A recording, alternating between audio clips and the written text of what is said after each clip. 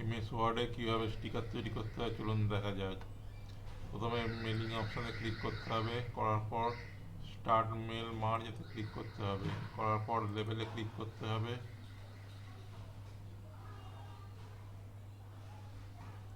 তারপর এখানে A1 select করতে হবে, করার পর A12817 এটাকে ক্লিক করে ওকে করতে হবে।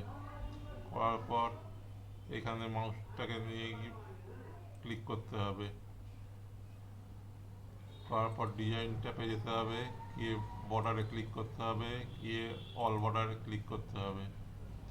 করার পর ইনসার্ট অপশানে যেতে হবে, গিয়ে যে কোনো একটা শেপ নিতে হবে, আমি এই শেপটা নিচ্ছি। এরপর এখানে এরকম ড্র্যাগ করতে হবে,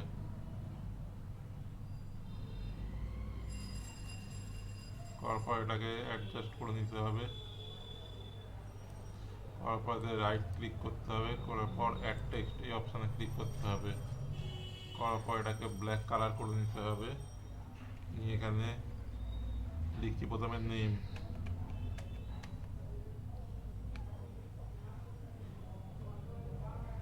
তারপর এন্টার চেপে এখানে লিখছি সাবজেক্ট,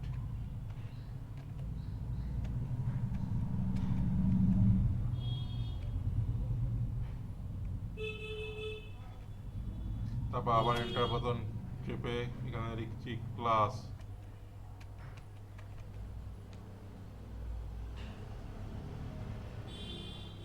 আবার এন্টার বাটন চেপে এখানে লিখছি রোল নম্বর।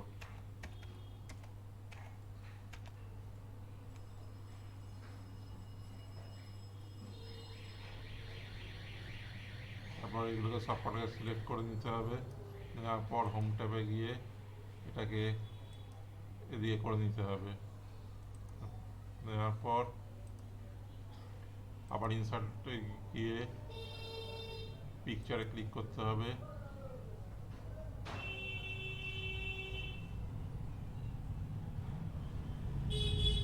এখানে ডেস্কটপ থেকে আমি একটা পিকচার নিচ্ছি, এই পিকচারটা নিচ্ছি। নেওয়ার পর এটা ওয়ার্ক টেক্সট করে ইন ফ্রন্ট অফ টেক্সট করে নিতে হবে। নেওয়ার পর এটাকে এখানে নিয়ে যেতে হবে, দেওয়ার পর এটাকে এরকমভাবে করে নিতে হবে।